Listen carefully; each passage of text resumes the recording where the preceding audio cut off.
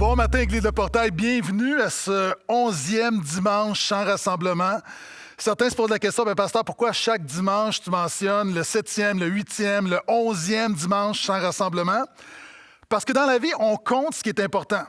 Le psaume 90, le verset 12 nous dit « Apprends-nous à bien compter nos jours afin que nous puissions diriger nos cœurs avec sagesse. » Et alors qu'on est dans une pandémie qui s'étire, nous avons besoin de la sagesse. Tu es d'accord? Tu peux dire « Amen », tu peux l'écrire. Et malgré que ça fait déjà 11 longues semaines que l'Église de Portail n'est pas réunie, on est capable quand même malgré tout de déclarer « Quelle grâce incomparable ». Parce que peu importe ce qu'on vit, la grâce de Dieu demeure incomparable. Maintenant, nous sommes dans l'avant-dernier message de notre série qui se nomme « Lumière sur notre sentier », qui est une étude du plus long psaume de la Bible, le psaume 119. Et au travers de cette série, on a fait différents types de prédications. Tu sais, il y a 3 types majeurs de prédications que les pasteurs font. La première, c'est une prédication, un message d'exposition. C'est ce que j'ai fait, par exemple. Les 2 premiers messages, j'ai pris 24 versets et un sermon d'exposition, c'est d'exposer les vérités bibliques principales d'un passage. On fait beaucoup ça au portail. La semaine dernière, j'ai fait un message textuel, c'est-à-dire on fait du mot à mot, je commande, je prêche chaque mot. La semaine dernière, c'était un verset. Donc, ta parole est une lampe à mes pieds, une lumière sur mon sentier. On a vu la parole. La parole, c'est quoi? La parole, c'est Jésus, la parole faite chair. Et la Bible est la parole écrite qui rend témoignage à la parole faite chair. On a vu que la lumière, c'est recevoir de Dieu la connaissance, l'orientation, la direction, la sagesse. On a vu que notre sentier, que nos pieds, c'est notre comportement. Donc, en fait, c'est la vie chrétienne pratique. Donc, ce que j'ai fait la semaine dernière, c'est un message textuel. Maintenant, ce matin, je fais un message thématique, c'est-à-dire, on va regarder un passage, donc on va regarder, on a vu ensemble que le psaume 119 se compose de 22 sections, de 8 versets, donc c'est un psaume alphabétique, chaque section commence par une lettre de l'alphabet hébreu.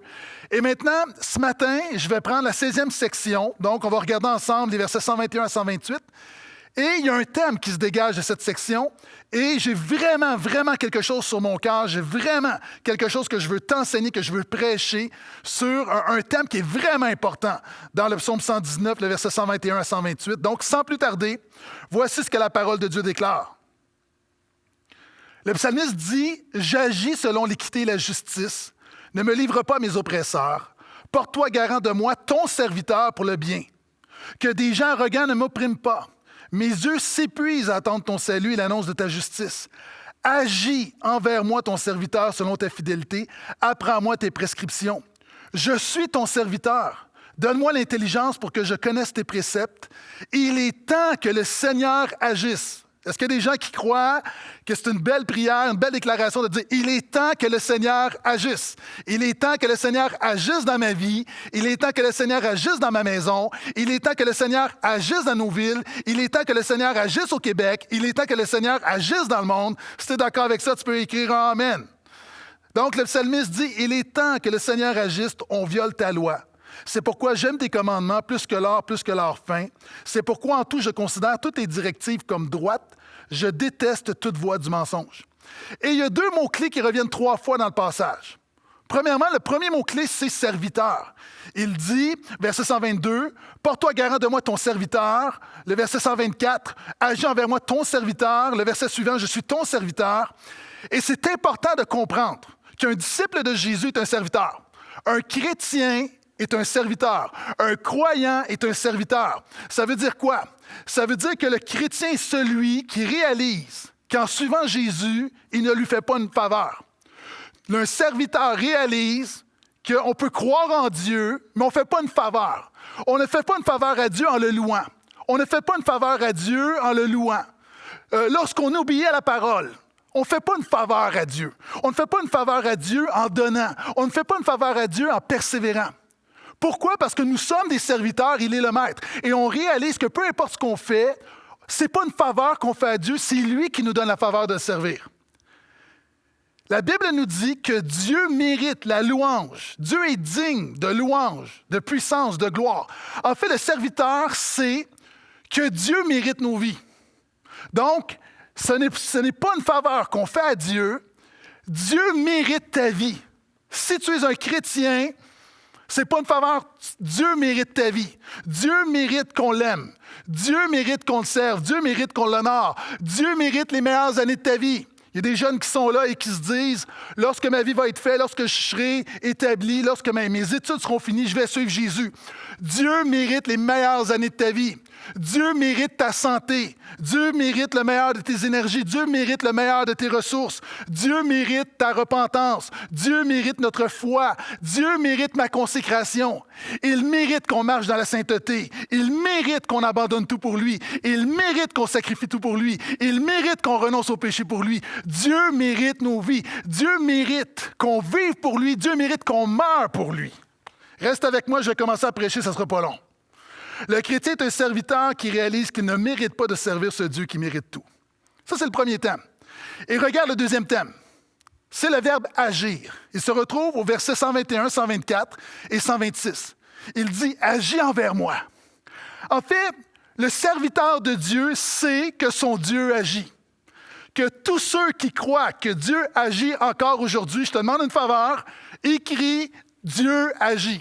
Que ce soit sur YouTube, sur Facebook, ça mérite qu'on puisse le déclarer. Écrivons « Dieu agit encore aujourd'hui ». Nous croyons que Dieu agit. Mais ce n'est pas de ça que je veux te parler ce matin. Il va dire au verset 126, après avoir dit « Dieu agit, je crois que Dieu agit », il va dire « Il est temps que le Seigneur agisse ». Voici notre dilemme. Je ne sais pas pour toi, mais moi souvent, en fait, je crois que Dieu agit, mais des fois, je ne vois pas que Dieu agit. Nous croyons que Dieu est à l'œuvre. C'est une chose de savoir que Dieu agit dans la vie de ses serviteurs et de ses servantes, mais c'en est un autre de voir Dieu agir dans nos vies. Et c'est le dilemme, c'est le thème de ce passage où le psalmiste, le serviteur de Dieu, le croyant, le chrétien, dit « Je crois que Dieu agit, mais il y a des fois où je ne vois pas que Dieu agit. » Et c'est le titre de mon message ce matin. Le titre de mon message, c'est « Dieu agit dans ta vie présentement ». Au moment où tu m'écoutes, Dieu agit dans ta vie. Vous savez, quelquefois en tant que pasteur, je dis des choses et dans ma tête, c'est clair et je réalise que je dis des choses qui ne sont peut-être pas claires pour les autres. Par exemple, dans cette série, on a beaucoup cité cette citation de John Piper qui dit que Dieu fait présentement 10 000 choses dans ta vie et tu n'es conscient que de 3. Et lorsque moi, je cite John Piper et comme quoi Dieu fait 10 000 choses, j'ai ces choses en tête. Mais j'ai réalisé cette semaine qu'il y a des gens qui sont là et peut-être que tu te poses la question « Amen, Dieu fait 10 000 choses, mais quelles sont ces choses que Dieu fait dans ma vie présentement? » Et j'aimerais te révéler ces choses. Dieu agit d'une manière spirituelle. Ça veut dire que Dieu agit spirituellement, ça veut dire, malheureusement, que Dieu agit souvent invisiblement. Mais ce n'est pas parce que Dieu agit dans le monde spirituel, ce n'est pas parce que Dieu agit d'une manière qui n'est pas toujours visible que Dieu n'agit pas. Alors que tu m'écoutes, chaque personne qui m'écoute, Dieu est en train d'agir dans ta vie. Peut-être même tu es quelqu'un qui dit « Je suis tombé sur ce message par hasard ». Surprise, c'est pas par hasard, Dieu agit dans ta vie, tu ne le vois pas, mais Dieu avait prévu que tu étais pour tomber sur ce message. Dieu agit dans ta vie. Et souvent, notre problème, c'est qu'on limite notre foi à ce qu'on voit. Lorsque on allume l'interrupteur pour la lumière à la maison, vous savez, c'est très simple, on, off. Et j'aimerais que ça soit comme ça avec Dieu. On, Dieu agit, off, Dieu n'agit pas. Mais même avec l'électricité, on ne réalise pas qu'alors qu'on voit la lumière, que la lumière a commencé bien avant, qu'il y a une œuvre derrière l'ampoule. On ne voit pas derrière l'interrupteur les fils qui sont cachés. On ne voit pas le panneau électrique dans ta maison. On ne voit pas les fils de transmission jusqu'à la Manic 5, qui est la centrale à Bécomo. On ne voit pas le barrage derrière la centrale. On ne voit pas la rivière Manicouagan qui va dans ce barrage. Et on ne voit pas comment cette rivière commence sur la côte nord, dans le Grand Nord. Maintenant, alors qu'on allume la lumière, on a l'impression que tout se joue là, mais il y a une œuvre invisible qui se fait. Et c'est exactement la même chose avec Dieu. Alors que tu ne vois peut-être pas Dieu agir dans ta vie, je veux déclarer que présentement, il y a une œuvre avec des ramifications que tu ne peux même pas imaginer que Dieu est en train de faire dans ta vie. Et c'est ce que je veux te prêcher ce matin. Je veux te démontrer comment Dieu agit dans ta vie présentement, maintenant. Alors que tu penses que tu es tranquille, que tu écoutes un message, il y a plein de choses qui se passent dans ta vie. Et par la parole de Dieu, j'aimerais te les révéler. Mon but est de te rendre conscient de l'œuvre continuelle et invisible de Dieu dans ta vie. Première chose, donc le psalmiste parle d'agir. On va regarder dans la parole de Dieu quelques principes. Premièrement, Romains 8,7 nous dit « Car les tendances de la chair sont ennemies de Dieu parce que la chair ne se soumet pas à la loi de Dieu, elle en est même incapable. » Mon ami, la première chose que je veux dire, c'est que ta chair n'est pas inactive présentement. Ta chair n'est pas inactive présentement. Pour nos amis qui sont peut-être moins familiers avec le monde de la Bible, tu poses la question, mais qu'est-ce que la chair? Quand la Bible parle de la chair, c'est la nature humaine pécheresse. Maintenant, c'est ce que tu es, ce n'est pas ce que tu fais. Et ce que tu es opère, génère, produit des choses maintenant. Alors que tu es dans un contexte spirituel, ta chair est à l'œuvre. Ta chair est à l'œuvre. Vous savez, c'est Jérémie 23, chapitre 23, le verset 23, qui va donner deux exemples. Il va dire, pour parler de notre nature pécheresse, qu'on ne peut pas, on peut tenter de vouloir l'améliorer, mais on ne peut pas la changer. Il va dire, est-ce que le léopard peut enlever les taches sur sa peau? Non. Parce que les taches, ce n'est pas quelque chose qu'il fait, c'est quelque chose qu'il est. Il va dire, est-ce que l'Éthiopien peut changer la couleur de sa peau? Non, parce que c'est quelque chose qu'il est, ce n'est pas quelque chose qu'il fait. En tant que moi, en tant qu'homme, est-ce que je peux changer cette réalité? Puis il y a des gens qui vont dire, aujourd'hui, oui, tu pourrais changer cette réalité, mais même avec des opérations, il y a une réalité où la testostérone à l'intérieur de moi démontre que je suis un homme, peu importe ce qui se passe. De la même manière que l'estrogène, l'hormone chez une femme, démontre qu'elle est une femme. Il y a des choses qu'on peut changer, mais on ne peut pas changer fondamentalement ce que nous sommes. Et la Bible dit que fondamentalement, tu es pécheur et tu ne peux pas le changer. Mais ça ne s'arrête pas là. Cette chair qui est à l'œuvre, et reste avec moi parce que tu vas comprendre pourquoi c'est important de savoir que Dieu agit dans ta vie maintenant. Ta chair, elle est hostile à Dieu. Ça veut dire quoi? OK. Comme on dit au Québec, ça veut dire que ta chair, elle ne veut rien savoir. Elle ne veut rien savoir de Dieu. Pour nos amis français, pardonnez-moi, ta chair ne veut rien savoir de Dieu. Fondamentalement, par nature, ta chair ne croit pas en Dieu. Elle ne cherche pas Dieu. Elle ne veut pas Dieu. Elle ne craint pas Dieu. Elle n'aime pas Dieu. Puis si tu n'es pas d'accord, va lire Romains 3. Ta chair, non seulement elle est active, mais elle est hostile à Dieu. Présentement, alors que tu écoutes la sainte parole de Dieu et tu as peut-être levé tes mains dans la louange, ta chair est hostile à Dieu. Et elle résiste au bien. Naturellement, on résiste au bien. J'ai un frère qui me racontait que sa mère avait une nouvelle voiture. Puis, à un moment donné, après 2-3 jours, trouvait que sa voiture ne fonctionnait pas bien. Donc, elle est au concessionnaire pour se plaindre en disant « m'avait vendu une mauvaise voiture ». Et là, les mécaniciens ont cherché, ne trouvaient pas le problème, vérifié le moteur, puis ils n'ont pas trouvé. Et finalement, ils ont trouvé, ils se sont rendus compte que la dame roulait depuis 3 jours avec le frein à main activé. Ça, c'est ta chair. Alors que Dieu veut faire une œuvre dans ta vie, ta chair mêle toujours un frein à l'œuvre de Jésus dans ta vie. Ta chair, elle est hostile à Dieu, elle résiste au bien, elle est toujours portée vers le mal. Si on reste dans la dimension des voitures, lorsque ta voiture est mal alignée, tu peux faire n'importe quoi, elle va toujours avoir une tendance d'aller vers un côté. La Bible nous dit, puis Romains 8, on l'a lu, car les tendances de la chair sont ennemies de Dieu. Par nature, tu as tendance à dévier, tu as tendance à être croche, tu as tendance au mal, tu as tendance à être hostile à Dieu. Et voici le problème. Elle est continuellement active. Paul va dire dans Romains 7,14 que la chair, elle produit des choses. Alors, on voit souvent notre chair comme quelque chose de passif. Non, elle est hostile à Dieu, elle ne veut pas le bien, elle veut le mal, mais c'est toujours... Et présentement, ta chair est active.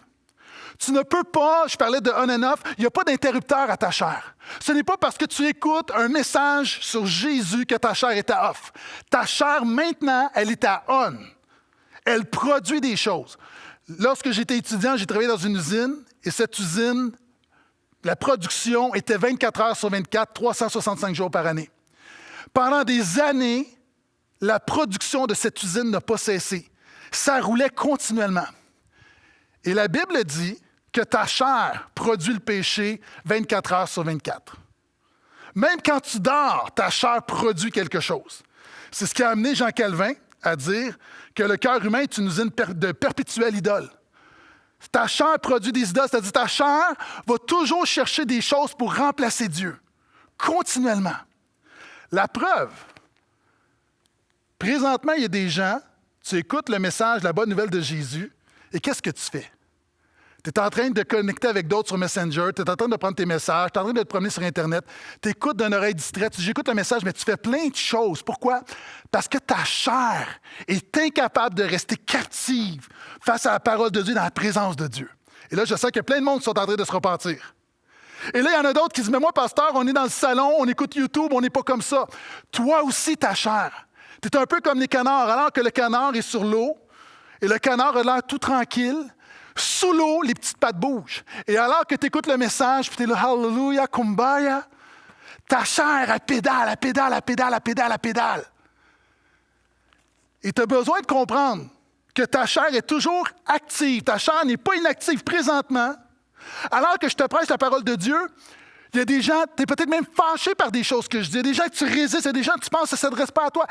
Pourquoi? Parce que ta chair est résistante. Et tu as besoin de le comprendre. Et ça amène le deuxième point. Alors que vous êtes à la maison, tranquille, ta chair est active, je veux juste te dire que le diable t'attaque présentement. Il y a des gens souvent qui pensent que le diable nous attaque 2 fois par semaine. 1 Pierre 5,8 nous dit « Soyez sobre, veillez, votre adversaire, le diable, rôde comme un lion rugissant, cherchant qui dévorer. » Mon ami, le diable t'attaque présentement. Le diable rôde, le diable est actif. Le diable a un job à temps plein. La Bible dit qu'il t'accuse jour et nuit.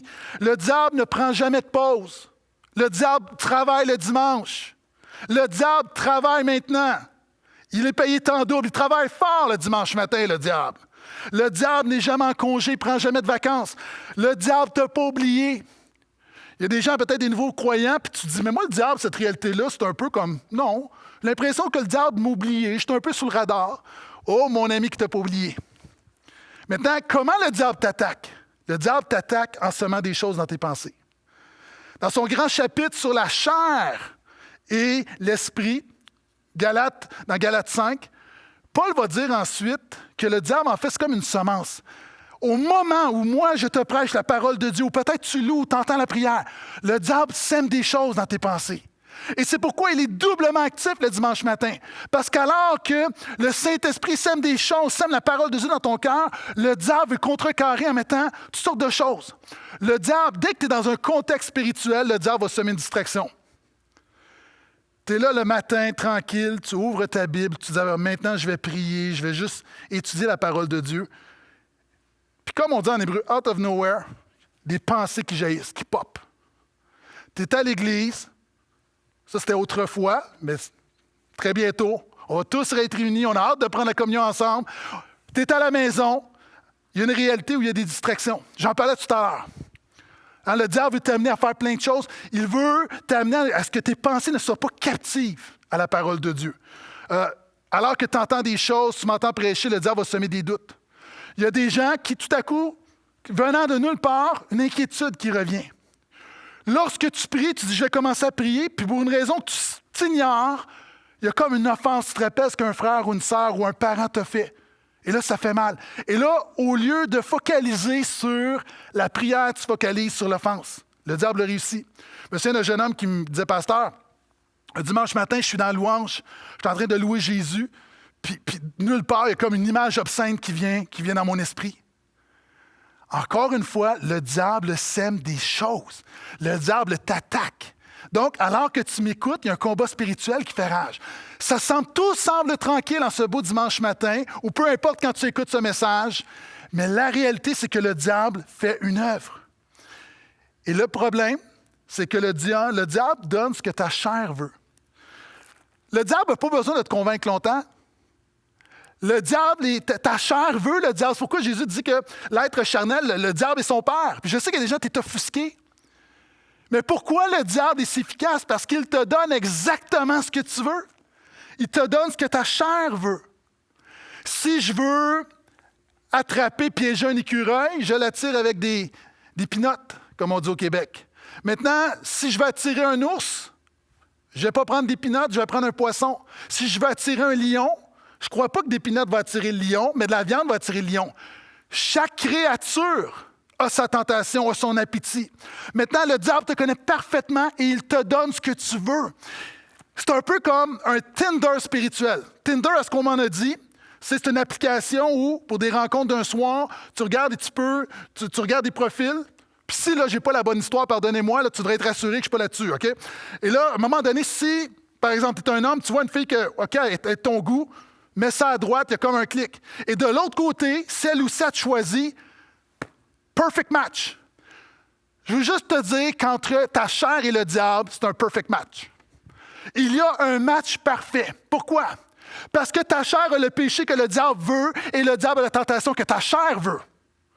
Mon ami, tu as besoin que Dieu agisse dans ta vie parce que présentement, nous sommes des cas désespérés. Et j'arrive avec la bonne nouvelle. Mais d'abord, nous sommes tellement désespérés que ça a amené Spurgeon à dire la chose suivante. Je rappelle Spurgeon considéré comme un des plus grands prédicateurs, c'est un plus grand prédicateur de l'histoire de l'Église, un pasteur centré sur la bonne nouvelle de Jésus. Et voici ce qu'il dit. L'homme n'est qu'une masse puante de corruption. C'est un fait. Reste avec moi encore. Son âme tout entière est par nature tellement avilie et dépravée qu'aucune description, même en langage inspiré, ne saurait en exprimer la bassesse. Dans la meilleure des prières de l'humain le plus consacré ayant vécu sur cette terre, il y avait suffisamment de péché pour le rendre abominable devant Dieu. Et peut-être là, tu te poses la question, mais pasteur Gaétan, ton thème ce matin, c'est comment Dieu agit dans ma vie présentement. Mais comment Dieu peut agir dans ma vie alors que ma chair est si corrompue, alors que le diable est si puissant? Je te remercie de poser la question. Voici la bonne nouvelle. Dieu agit dans ta vie parce que malgré tout, le Père t'entoure de sa grâce. Le psaume 5, le verset 13 dit « Car tu bénis le juste ô Éternel, tu l'entoures de ta grâce comme d'un bouclier. » Le Père t'entoure de sa grâce présentement. Si tu es un disciple de Jésus, là où tu es, le Père t'entoure de sa grâce. La grâce, ce n'est pas quelque chose que Dieu te donne une fois de temps en temps. Il t'entoure. Ta vie est saturée de la grâce de Dieu. Et permettez-moi de répéter quelque chose que j'ai déjà enseigné. Pour comprendre la grâce, tu dois saisir que la grâce, c'est 3 I. La grâce, elle est imméritée. La grâce, elle est initiée par Dieu. Et la grâce, elle est illimitée. Tu as besoin de comprendre que la grâce de Dieu, c'est-à-dire la faveur de Dieu, c'est-à-dire l'action de Dieu sur ta vie, la bénédiction, Dieu agit dans ta vie. Dieu n'agit pas parce que tu le mérites. D'ailleurs, Éphésiens 2,8, nous parlant du salut, nous sommes sauvés par grâce, il va dire « Ça ne vient pas de vous. » Ce que Dieu fait dans ta vie, mon ami, ça ne vient pas de toi. C'est un don de Dieu. Ça ne vient pas de toi, tu n'as aucune part là-dedans. Dieu agit par grâce. Maintenant, je vais même aller plus loin. Et je ne veux pas lancer de débat ce matin dans un temps comme celui-ci. Ce n'est pas le temps pour les débats. Et c'est vraiment, je le fais pour qu'il y ait un réconfort pastoral et spirituel là-dedans. Mais j'ai été beaucoup touché par cette citation de John MacArthur qui dit la chose suivante. Si je pouvais perdre mon salut, je le perdrais. Je vais même dire ceci. Si je pouvais perdre mon salut, je le perdrais 10 fois en un jour, chaque jour. Je ne peux me sauver moi-même, ni me maintenir sauvé. Et je sais que des gens, peut-être tu réagis, peut-être que tu dis, ben moi, c'est pas mon cas, bravo, je suis fier de toi, tu es meilleur que moi. Tu es meilleur que MacArthur, tu es meilleur que Spurgeon, tu es meilleur que beaucoup de gens que je connaisse. Moi, ça me touche parce que c'est mon expérience. Vous savez, et sans faire de débat théologique sur la perte du salut. Au portail, on a des gens qui croient qu'on peut perdre notre salut, puis il y a des gens qui croient qu'on ne peut pas perdre le salut. Mon but, ce n'est pas ça. Mon but, c'est simplement de démontrer l'ampleur de la grâce de Dieu dans nos vies. Tu peux être en désaccord avec MacArthur, mais pour ma part, c'est mon expérience. En fait, je suis d'accord avec lui, non pas parce que c'est une position théologique, mais parce que c'est mon expérimentation pratique. En tant que pécheur d'expérience, je peux déclarer que si mon salut dépendait exclusivement de moi, je suis dans le trouble. Je réalise que je suis responsable de mon salut. Je suis responsable de me repentir de mes péchés. Je suis responsable de croire en Jésus. Je suis responsable de persévérer dans la sainteté. Dieu ne le fera pas à ta place. Mon ami, Dieu ne va pas se repentir à ta place. Dieu ne va pas mettre ta confiance en Jésus à ta place. C'est ta responsabilité. Maintenant, ce que MacArthur veut dire, c'est que, encore une fois, la grâce divine n'annule pas la responsabilité humaine. Mais ma responsabilité humaine, elle est insuffisante sans la grâce de Dieu. Si Dieu retire sa grâce, je ne peux pas persévérer. Et c'est pourquoi je suis vraiment touché, parce que je réalise que dans ma vie, Dieu m'entoure de sa grâce, et le psalmiste le dit, le psalmiste le comprenait comme d'un bouclier.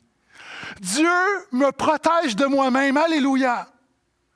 Alors que moi, j'ai voulu abandonner, lui ne m'a pas abandonné. Alors que j'ai voulu le délaisser, lui ne m'a pas délaissé. Mon ami, réalise combien la grâce de Dieu elle est imméritée dans ma vie. La grâce de Dieu n'annule pas ta responsabilité. Si tu t'es éloigné de Jésus, mon ami, repens-toi, reviens à Jésus. Sa main est tendue vers toi. Réalise l'ampleur de la grâce. Et la grâce, elle est initiée par Dieu. Il dit, alors qu'on était mort, il nous a ramenés à la vie. Voici la bonne nouvelle. Même en tant que chrétien, OK, on va être honnête, Dieu nous ramène à la vie. Puis je ne sais pas comme c'était comme moi, mais quelquefois, j'ai l'impression d'avoir été rendu vivant par Jésus, mais d'être encore paralysé spirituellement. Pourquoi? Parce que la chair est tellement forte. J'ai déjà parlé que la chair va nous engluer dans une sorte de glu, justement, où on a de la difficulté à prier, la difficulté à lire la Bible. On n'a pas le goût de louer Dieu, on n'a pas le goût de marcher dans la sainteté, on n'a pas le goût d'abandonner nos péchés.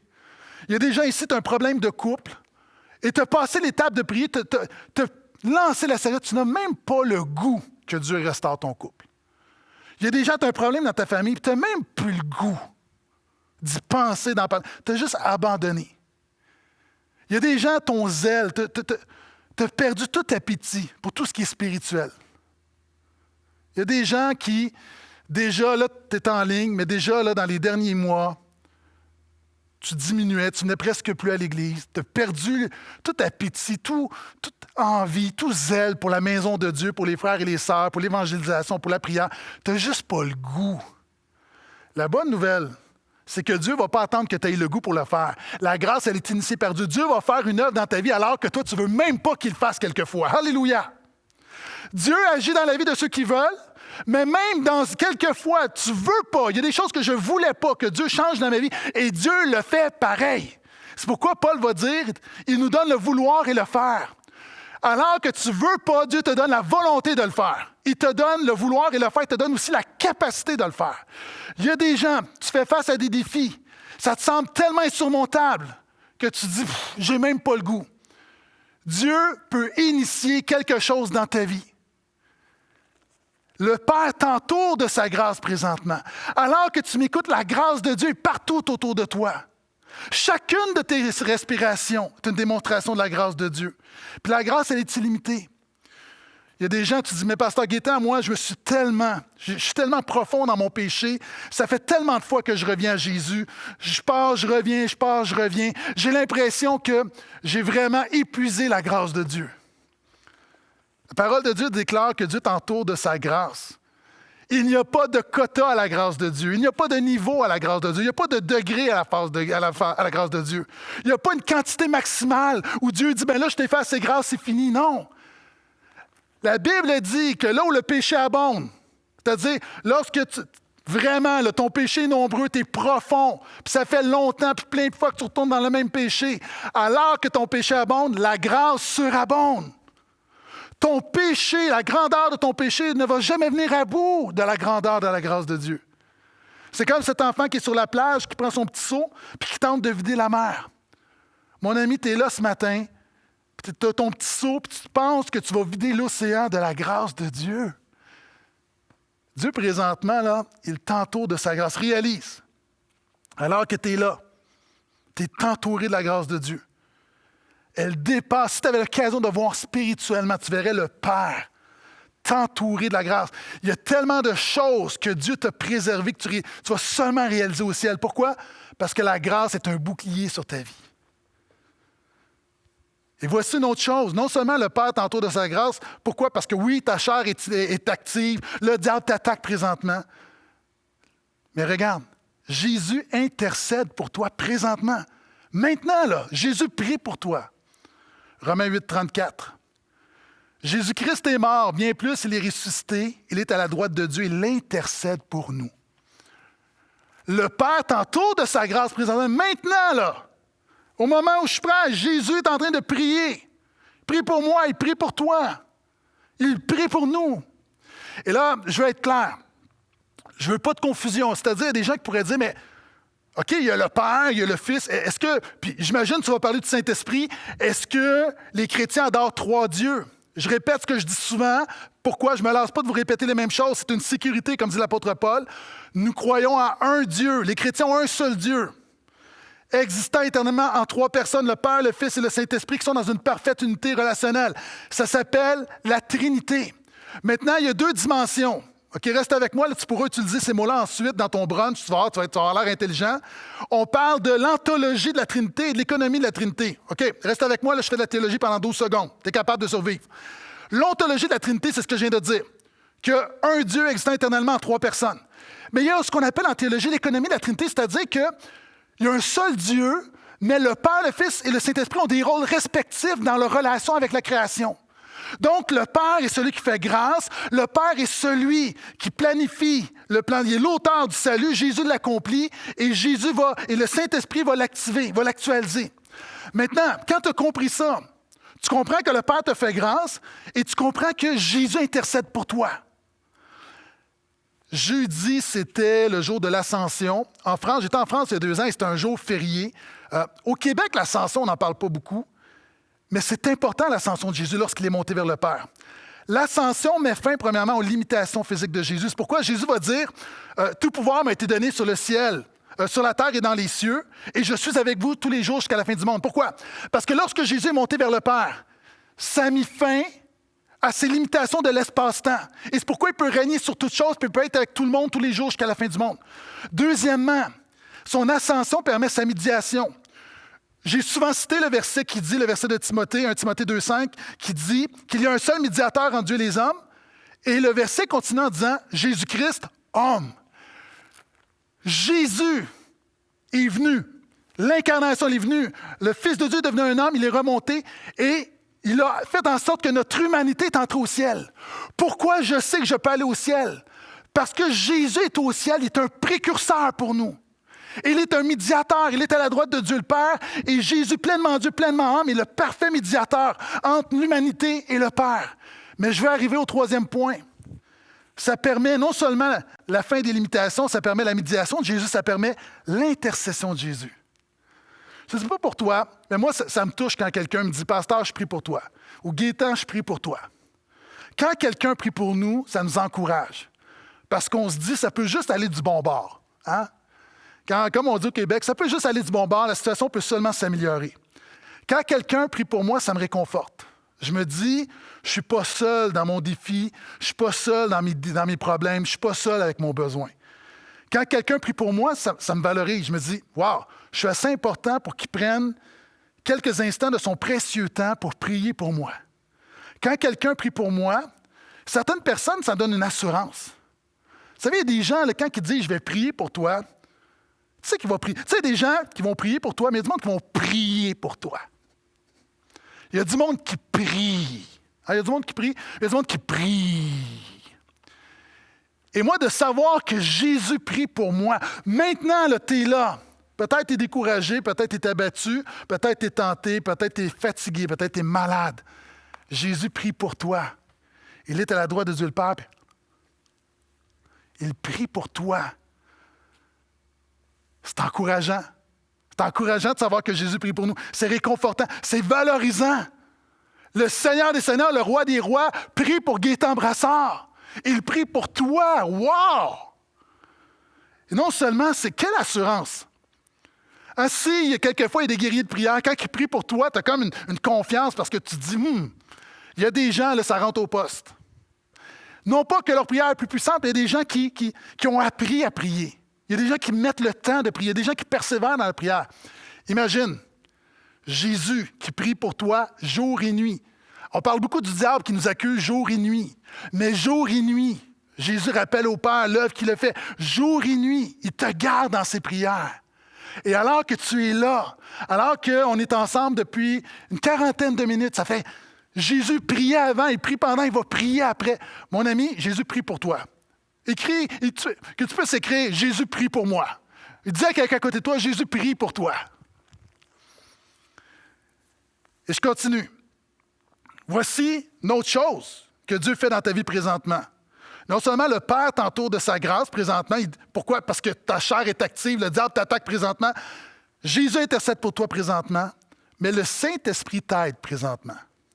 Jean 16,7 nous dit, et c'est Jésus qui nous l'enseigne, « Cependant, je vous dis la vérité, il est avantageux pour vous que je parte, car si je ne pars pas, le Consolateur ne viendra pas vers vous, mais si je m'en vais, je vous l'enverrai. » Mon ami, le Saint-Esprit t'aide présentement.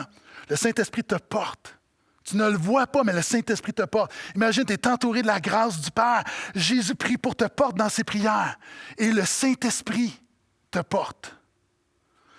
Et je veux revenir sur quelque chose. Je viens d'avoir un flash. Alors qu'il y a des gens qui disent, mais moi, je ne le sens pas. J'aime beaucoup ce que Howell Chambers dit. Jésus-Christ intercède pour nous au ciel, le Saint-Esprit intercède en nous sur la terre, et nous, les saints, intercédons pour tous les hommes. Il y a des gens, là, présentement, non seulement Jésus prie pour toi au ciel, la Bible nous dit en Romains 8 que le Saint-Esprit intercède pour nous par des soupirs inexprimables. Le Saint-Esprit prie pour toi. Puis il y a des gens qui prient pour toi. Il y a des gens, tu ne le vois pas. Puis je ne sais pas qui prie pour toi, mais moi, je peux te dire que l'équipe pastorale, on prie pour toi. Et alors que tu ne le vois pas, présentement, Dieu est en train d'emmener la réponse à la prière, l'exaucement à ta prière. Dans le monde spirituel, il agit en toi. Il te prépare pour ce qu'il est en train de faire. Et le Saint-Esprit te porte, le Saint-Esprit t'aide. Quand Jésus parle du Consolateur, le mot en grec, c'est paraclet. De manière générale, on peut dire, on a de la difficulté à le traduire, mais on peut dire que c'est un aide. D'ailleurs, certaines traductions anglaises vont parler du Saint-Esprit, le helper. C'est un assistant. En fait, ce qu'on peut dire de manière générale, c'est celui qui vient t'aider. Comment le Saint-Esprit t'aide présentement? À la seconde même, le Saint-Esprit est en train de changer ton cœur. Frères, sœurs, il n'y a personne qui serait devant un écran de télévision ou d'ordinateur ce matin pour entendre parler de la parole de Dieu si ce n'était que le Saint-Esprit ait changé notre cœur. Si tu es là, c'est parce que c'est le Saint-Esprit qui t'a amené là. Alléluia. Le Saint-Esprit change nos cœurs. Deuxièmement, le Saint-Esprit t'unit à Jésus. Présentement, il y a des gens... J'ai dit que Jésus est au ciel à la droite de Dieu le Père. Comment est-ce qu'on peut être unis? Nous, on est sur la terre, lui est dans les cieux. Comment est-ce possible d'être unis? De la même manière que des gens... Par exemple, j'ai un ami cette semaine, un ami en France, qui, je sais présentement, là, il est en train de visionner ce message. Tu es en France, mon ami, je suis ici, mais on est unis comment? Par Internet, qui est un réseau informatique mondial. Comment est-ce possible qu'alors que tu es dans ta maison à Saint-Eustache, Terrebonne, Laval, comment est-ce possible d'être uni avec Jésus, qui est dans les lieux célestes? Par le Saint-Esprit. Le Saint-Esprit est le trait d'union entre toi et Jésus. Le Saint-Esprit t'aide, pourquoi? Il applique l'œuvre de Jésus dans ta vie. Vous savez, présentement, quelqu'un a dit, Jésus est comme en télétravail au ciel, puis nous, on est ici. La manière, le Saint-Esprit, le zoom spirituel. Et là, je vais arrêter parce que je fais trop d'analogies informatiques. Et il t'unit à Jésus, pourquoi? Pour appliquer l'œuvre de Jésus. Alors que je te prêche, le Saint-Esprit applique les vérités de la bonne nouvelle de Jésus à ton cœur. Comme un onguent. Il y a des gens, tu es blessé, tu es brisé. Puis tu ne réalises pas, tu ne le vois pas. Puis tu dis, mon cœur est touché. J'aimerais te dire que c'est parce que je suis un bon prédicateur, mais ce n'est pas ça la vérité. La vérité, c'est qu'aucun prédicateur, aucune éloquence ne peut toucher spirituellement le cœur de l'homme. Si tu es touché, ce n'est pas à cause du messager. C'est parce que le Saint-Esprit applique le message sur ton cœur. Il l'applique comme un onguent. Jésus a dit, le Saint-Esprit prendra de ce qui est à moi et vous l'enseignera. Donc, réalise que ce matin, le Saint-Esprit est en train d'agir dans ta vie. Il agit dans ta vie. Présentement, il sème le fruit de l'Esprit. Alors que le diable sème des choses. Le Saint-Esprit sème le bien. Le diable sème le mal dans ta vie. Le Saint-Esprit sème le bien. Il est en train de semer le fruit de l'Esprit. Il fait quoi? Il est en train de mettre une semence d'amour, une semence de paix, une semence de joie, une semence de bonté, une semence de bienveillance, une semence de patience, une semence de douceur, une semence de maîtrise de soi. Maintenant, le Saint-Esprit est en train de le faire. Pour chaque personne qui sont là, qui m'écoute, le Saint-Esprit est en train de semer dans ta vie. La question n'est pas est-ce que le Saint-Esprit sème, non, la question c'est quelle semence vas-tu arroser? Est-ce que tu vas marcher par la chair? C'est-à-dire, est-ce que tu vas arroser la semence de la tentation du diable? Ou est-ce que tu vas marcher par l'Esprit? Tu vas arroser la semence du caractère de Jésus, du fruit de l'Esprit. Mais le Saint-Esprit sème des choses. Et finalement, le Saint-Esprit, il illumine la parole de Dieu. Vous savez, on peut lire ce livre, j'en ai parlé la semaine dernière, tu peux lire, mais ça prend l'Esprit de Dieu pour nous permettre de comprendre les vérités de la parole de Dieu. À la maison, j'ai un problème avec mon robinet extérieur qui fuit. Puis comme vous savez, je ne suis pas manuel. Et j'ai un livre à la maison, c'est le livre du bricoleur Black & Decker. Et là, je vais dans la section pour réparer le robinet, puis je ne comprends pas. Il y a des images, c'est clair, des étapes, mais je ne comprends pas. Puis je me dis, coudonc, est-ce que je suis idiot? Mais je ne comprends pas. Je ne vois pas ce qu'il faut faire. Et là, à un moment donné, je m'attends, puis j'ai comme texté un de mes amis, puis un de mes amis Manuel, puis je lui ai dit, qu'est-ce qu'il faut faire? Puis là, il m'a donné 3 étapes, et c'était clair. Il a été mon paraclet, mon consolateur, mon défenseur. Il a été mon helper. Il a été celui qui a illuminé le livre du Black & Decker. Le Saint-Esprit est celui qui illumine la parole de Dieu. Quand tu la lis, peu importe, peut-être que tu n'as pas de formation biblique, le Saint-Esprit va illuminer. Tout à coup, tu vas faire comme « Ah! » Le fameux « Ah! » C'est le « Ah! » du Saint-Esprit. Donc, mon ami, alors que tu es là, le Saint-Esprit est en train de t'aider à comprendre la parole de Dieu. Il se passe beaucoup de choses dans ta vie présentement. Et je termine avec ceci. Non seulement ta chair n'est pas inactive présentement, non seulement le diable t'attaque présentement, non seulement le Père t'entoure de sa grâce présentement, Jésus intercède pour toi présentement, le Saint-Esprit t'aide présentement, mais ton âme s'approche ou s'éloigne de Dieu présentement. Ton âme n'est pas statique. Hébreux 10, le verset 38 à 39. « Mon juste vivra par la foi, mais s'il se retire, mon âme ne prend pas plaisir en lui. Nous ne sommes pas de ceux qui se retirent pour se perdre, mais de ceux qui ont la foi pour sauvegarder leur âme. » Mon ami, frère, sœur, soit que ton âme s'éloigne de Dieu ce matin présentement, ou soit qu'elle s'approche de Dieu. Mais ton âme n'est pas au neutre. Souvent, certains chrétiens ont l'impression qu'on est dans une stabilité puis notre âme est au neutre. Jamais, jamais, jamais. Ton âme n'est jamais au neutre. Soit qu'elle progresse ou soit qu'elle régresse. Continuellement. Dire qu'on est au neutre, c'est comme être une voiture dans une pente et se mettre au neutre. Qu'est-ce qui arrive? Tu vas descendre. Une âme, un chrétien qui est au neutre est un chrétien qui descend. Tout dans ce monde, la chair, le diable, le péché, le monde, nous amène à glisser vers l'enfer, vers la mort, vers le péché. Ah, c'est ce que le Proverbe va dire, que ce monde est une pente vers le péché, vers la mort, vers le séjour des morts. Donc, il y a des gens ici, tu dis, mais moi, je suis stable. Mon ami, ça, c'est un piège. C'est important, la stabilité. Ce que je dis, c'est qu'une âme neutre, ça n'existe pas. Soit tu t'approches de Dieu ou t'éloignes de Dieu. Et je veux en terminant parler à des frères, des sœurs, des amis qui disent « Pasteur Gaétan, moi ce matin, j'ai l'impression que je glisse. Moi, j'ai l'impression, peut-être depuis le début de la pandémie ou même avant, que je glisse. » Vous savez, s'adapter à notre nouvelle réalité, notre nouvelle normalité, demande beaucoup d'énergie. Et l'énergie qu'on met là-dedans amène une fatigue morale, physique et spirituelle. Il y en a d'autres, je l'ai mentionné tout à l'heure, ça date de bien avant.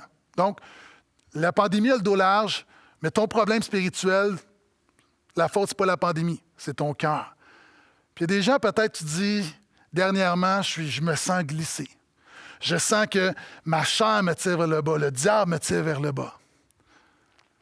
Mon ami, peut-être que la chair te tire vers le bas, peut-être que le diable te tire vers le bas. Mais la bonne nouvelle, c'est que la grâce du Père te tire vers le haut. Les prières de Jésus te tirent vers le haut. Le soutien du Saint-Esprit te tire vers le haut. La question, c'est qu'est-ce que tu vas faire ce matin? Vous savez, si dans le souk à la corde où on tire, il y a deux équipes, d'un côté, il peut y avoir le diable, la chair, le monde. Mais de l'autre côté, tu as le Père, le Fils et le Saint-Esprit. Et mon ami, je suis convaincu que le Père, le Fils et le Saint-Esprit est beaucoup plus fort que le diable, la chair et le monde. Donc, ce matin,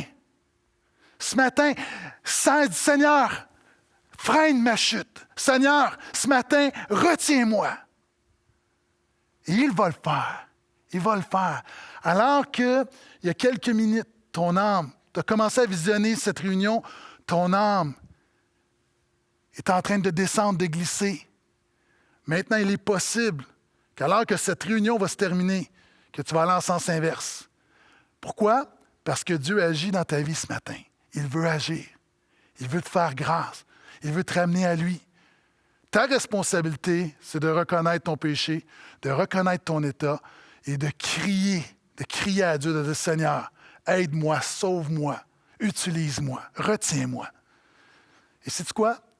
Il est fidèle, il va le faire. Parce que le psalmiste dit « Seigneur, agis envers ton serviteur selon ta fidélité. » Dieu est fidèle. Est-ce qu'on peut fermer les yeux, prier ensemble en terminant?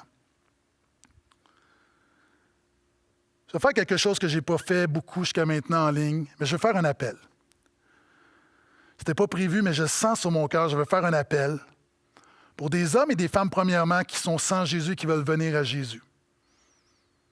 Si c'est ton cas, laisse faire les gens autour de toi. Je ne sais pas dans quel contexte tu visionnes, mais il n'y a rien de plus important maintenant que de faire la paix avec Dieu en Jésus.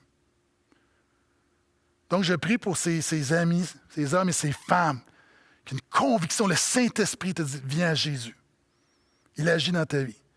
Je te prie maintenant de venir à Jésus, de mettre ta foi en lui, de dire, Seigneur, viens dans ma vie.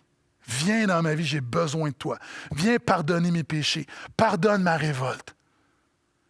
Je veux être uni à toi. Je veux marcher avec toi. Seigneur, je te prie de bénir et de diriger ces gens au nom de Jésus. Je veux maintenant faire un appel pour des hommes et des femmes qui se considèrent chrétiens, mais tu chutes, tu glisses, tu tombes, tu déclines, tu régresses. C'est le temps maintenant de dire, Seigneur, c'est fini. Je reçois ta grâce. Seigneur, je marche, je reçois ton esprit, je reçois l'œuvre de Jésus. Pardonne-moi, je me repens, aide-moi, secours-moi. Il est fidèle. Alors que Dieu agit dans ta vie présentement, ne remets pas cette décision à plus tard, prends cette décision présentement, maintenant. Et Seigneur, je prie pour ces frères et ces sœurs, je prie pour la restauration. Fais ton œuvre en eux. Et Dieu, en terminant, je te loue pour ta grâce. Merci. Merci, Père, de nous entourer de ta grâce, de nous saturer de ta grâce. Merci, Jésus, non seulement tu es venu mourir pour nous, et maintenant tu pries pour nous. Merci d'être avec nous tous les jours jusqu'à la fin du monde par le Saint-Esprit. Merci, Saint-Esprit, d'être notre aide, d'être notre soutien. Béni soit ton nom. Seigneur Dieu, nous te louons. Toi, Dieu, Père, Fils et Esprit, sois béni, sois exalté, sois honoré. Merci d'agir dans nos vies. Merci d'être le Dieu qui agit. Donne-nous la foi de voir l'invisible, de voir ton œuvre spirituelle. Garde-nous en Jésus, nous tes serviteurs et tes servantes, que ton œuvre soit faite en nous, que Jésus soit glorifié. Merci de ce que tu as fait, de ce que tu fais dans nos vies, de ce que tu vas continuer à faire. Alors que cette réunion se termine, que la louange se termine, que la prière se termine, toi, ton œuvre ne se termine jamais. C'est pourquoi la Bible dit que tu en donnes à ton bien-aimé, même quand il dort, il ne sommeille, il ne dort. Tu ne dors pas, tu n'arrêtes jamais. Béni soit ton nom. Fais ton œuvre en nous. À toi la gloire, au beau nom de Jésus qu'on t'a prié. Et l'Église d'un grand et un fort. Amen.